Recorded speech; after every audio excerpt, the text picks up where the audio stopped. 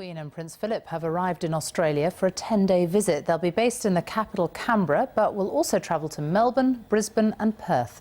It's the Queen's first visit to Australia for 5 years. Our royal correspondent, Nicholas Witchell, has sent this report from Canberra. She'd flown halfway around the world in order to do one of her many other jobs. Elizabeth II is Queen of Australia, and Australia wishes to see her. And so at the age of 85, she'd arrived for 10 days of duty down under. The final few feet down the aircraft steps were negotiated with particular care. But the politicians know that this monarch has a hold like no other on this country's affections. There are still those who recall what remains one of the most remarkable visits of the Queen's long reign, to Australia in 1954.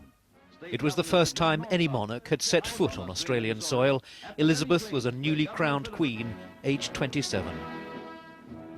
I want to tell you all how happy I am to be amongst you and how much I look forward to my journey through Australia.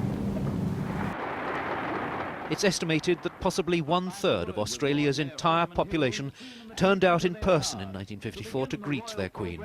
Towards a city tingling with anticipation. 57 years later, on this, her 16th visit to Australia, the Queen met Margaret Cunningham. She was there in 1954. In fact, this is her presenting the Queen with a bunch of flowers.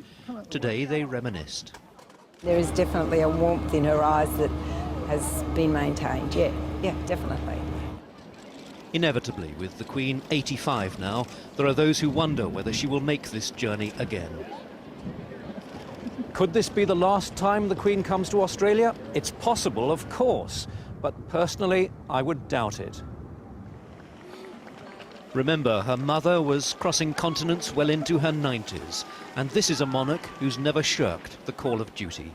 Nicholas Witchell, BBC News, Canberra.